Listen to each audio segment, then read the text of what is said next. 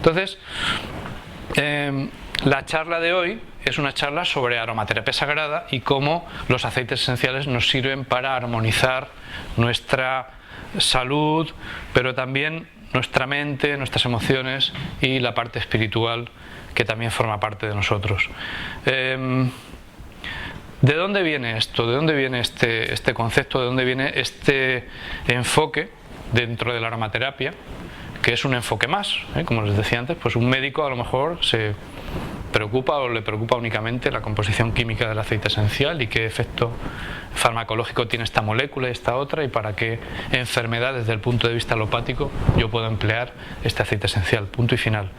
Pero los aceites esenciales son una cosa muy grande. Los aceites esenciales son sustancias que tienen una cantidad de, hemos dicho, moléculas químicas impresionante, o sea, tienen una composición física, físico-química potentísima.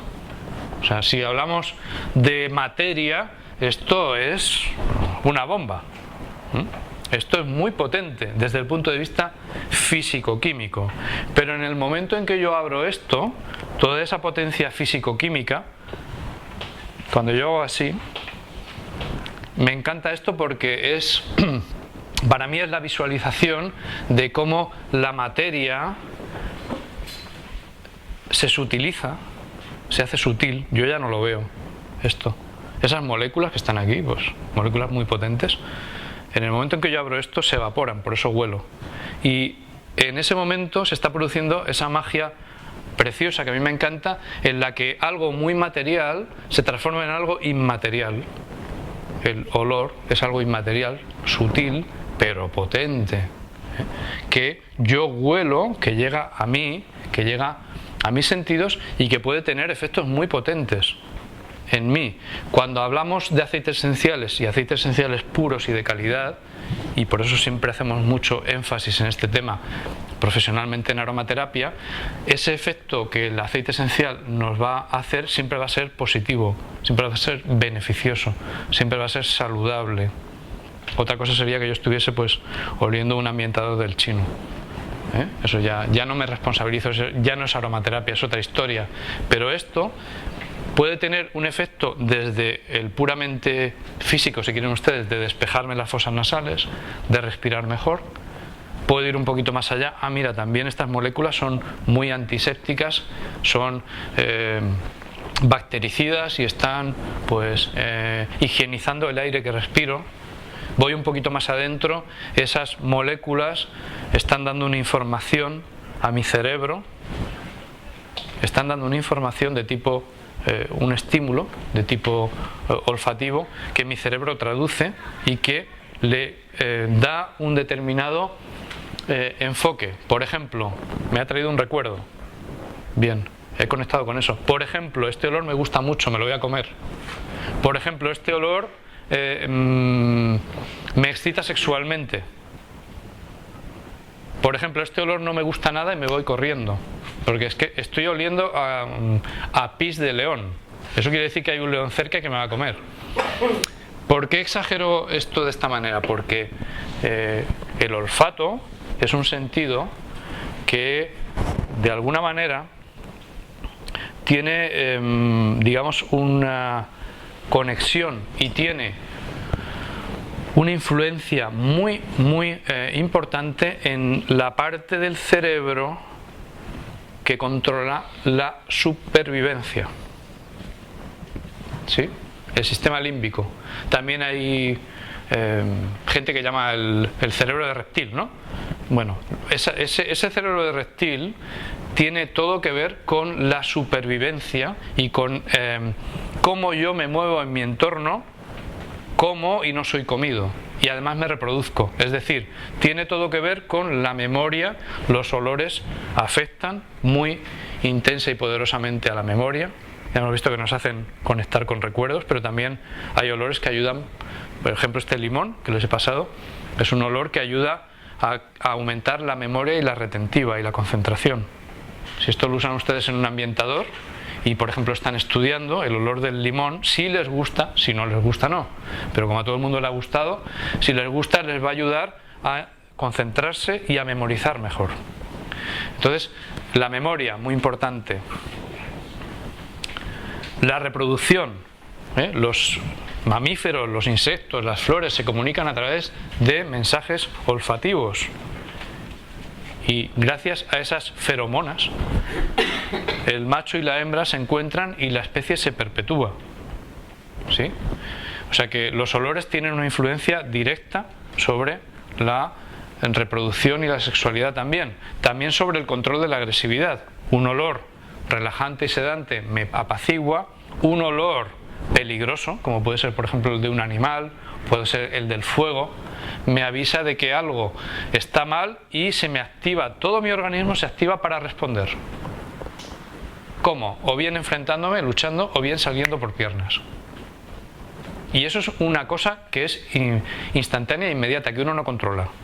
Sí, pero hay olores que te hacen reaccionar. Nosotros, como estamos en una sociedad muy desnaturalizada, ya no lo tenemos tan vivo, pero en cuanto estás en un medio natural, esto se dispara. Y nuestros abuelos mismos tenían un olfato mucho más sensible que nosotros para este tipo de cosas.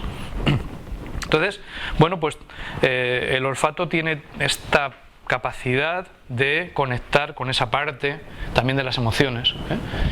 Y no solamente los aceites esenciales nos pueden ayudar a un nivel físico, que sí que nos ayuda muchísimo, sino también a un nivel emocional y espiritual. Nuestros antepasados esto ya lo sabían y ya lo practicaban. Somos nosotros los que hemos perdido el hilo. O sea, lo que estamos descubriendo ahora, lo que les vengo yo a hablar ahora en este momento de aromaterapia sagrada, es algo que nuestros antepasados, los primeros cristianos, ya practicaban. Y los anteriores a ellos también. Que es la sanación a través de aceites, a través de extractos de plantas, de aceites vegetales, de aceites esenciales, de resinas, etcétera, etcétera. Esto ya se practicaba antiguamente y lo más parecido a esa forma que tenían los antiguos de sanación holística, porque ellos no tenían como nosotros la separación artificial que existe ahora entre cuerpo, mente, espíritu, medicina, cosmética, farmacia, perfumería, no sé qué, no. O sea, para ellos el ser humano era un todo y si estaba mal, estaba mal. Y la causa podía ser física, podía ser emocional, podía ser espiritual, o no les importaba eso. Sabían que la persona estaba enferma, que estaba mal. Y entonces se buscaba una solución que podía venir desde lo espiritual o que podía venir desde lo material, pero era igual. Lo importante era solucionar aquello. Entonces, nuestros antepasados, los primeros cristianos, yo ahora me estoy refiriendo o me estoy referenciando a mi cultura, a la cultura occidental, ¿sí? Entonces, nosotros como occidentales que somos, tenemos que tener en cuenta que nuestras raíces son el cristianismo. Las raíces más recientes son el cristianismo. Y en el cristianismo, los primeros cristianos se sanaban, y está en la Biblia, yo no me lo estoy inventando, se sanaban a través de dos medios principales. Uno era la oración y otro era la sanación con aceites o unción. ¿Sí? ¿Y con qué hacían la unción? Pues con aceites. ¿Y con qué estaban hechos esos aceites? Pues con aceites vegetales y plantas y aceites esenciales también. Eran lo mismo que hacemos nosotros hoy en día con aromaterapia, que es aplicar, por ejemplo, a alguien que tiene un problema, un masaje en todo el cuerpo con un aceite pues de oliva y aceite esencial de romero, por decir algo, ¿sí? Pues lo mismo que nosotros estamos haciendo en aromaterapia. Y estamos todos contentos y felices porque somos holísticos, porque tenemos en cuenta que el ser humano pues no es solamente físico, sino que también le afectan las emociones, la mente, incluso alguien más atrevido ya a la parte espiritual, pues eso ya es la bomba, ¿no? Entonces somos holísticos y tal y cual. Pues esto que estamos descubriendo nosotros hace 10 años de las terapias holísticas era lo normal para ellos, ¿sí? Entonces ellos tenían una persona allí y decían, bueno, ¿qué tiene? Está endemoniado. Ahora a lo mejor tú dirías, es epiléptico. Para aquel entonces estaba endemoniado aquel ser, ¿no? Y venían los primeros cristianos y expulsaban los demonios con unciones. ¿Y con qué hacían las unciones? Con aceites esenciales y vegetales. Mira tú por dónde. Y esto es así, bueno, eso es lo que dice la Biblia. Ahí está escrito. El primer aceite de la Sagrada Unción que viene reflejado en la Biblia está en el Éxodo, y Jehová se lo dictó a Moisés, y lo tenéis ahí. En el Éxodo está la fórmula exacta, con medidas, del aceite de la Sagrada Unción, y ese aceite de la Sagrada Unción se sirvió para hacer santo todo lo que tocara, para hacer sagrado todo lo que ese aceite tocara, y sirvió para crear la primera casta sacerdotal hebrea. Con ese aceite ungió Moisés a Aarón, su hermano, que fue el primer sacerdote, y a partir de ahí toda la rama familiar de Aarón pasa a ser el sacerdocio consagrado a Jehová.